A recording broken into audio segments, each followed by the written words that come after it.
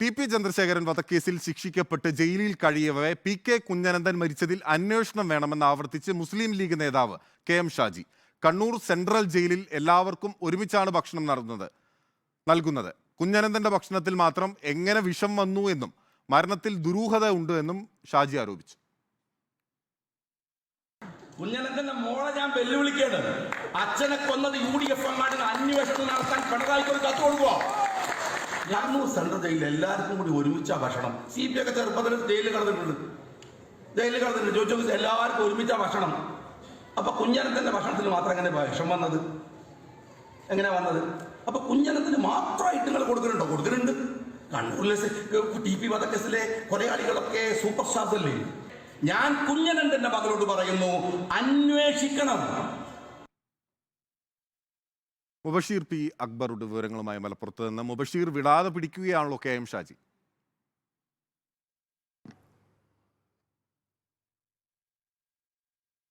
തീർച്ചയായും ബിനിൽ പോതൻ, ലോക്സഭാ തെരഞ്ഞെടുപ്പ് അടുത്ത സാഹചര്യത്തിൽ ടി.പി. ചന്ദ്രശേഖരൻ വധക്കേസ് ആ നിലയിൽ തന്നെ ചർച്ചയായിക്കൊണ്ടിരിക്കുന്ന ഒരു ഘട്ടത്തിലാണ് വീണ്ടും ഈ ഒരു കൊലക്കേസിലെ പ്രതിയായ 13ാം പ്രതിയായ അന്തരിച്ച ടി.പി.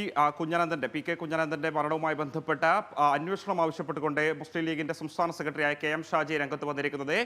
കഴിഞ്ഞ ദിവസം മലപ്പുറം കൊണ്ടോട്ടിയിൽ നടന്ന പരിപാടിയിൽ വെച്ചായിരുന്നു അദ്ദേഹം കുഞ്ഞനന്ദന്റെ മരണവുമായി ബന്ധപ്പെട്ട് ദുരൂഹത ആരോപിച്ചിരുന്നത്. അത് വലിയ ചർച്ചയാവുകയും അതിന് തൊട്ട് പിന്നാലെ മരിച്ച കുഞ്ഞനന്ദന്റെ മകൾ ഷബ്ന അതിനെ തള്ളി രംഗത്ത് വരികയും ചെയ്തിരുന്നു. UDF ആണ് കുഞ്ഞനന്ദന്റെ മരണത്തിനു കാരണമെന്ന് മകൾ ആരോപിച്ചിരുന്നു. മകൾക്ക് മറുപടിയുമായിട്ടാണ് ഇപ്പോൾ കെ.എം. ഷാജി രംഗത്ത് വന്നിരിക്കുന്നത്.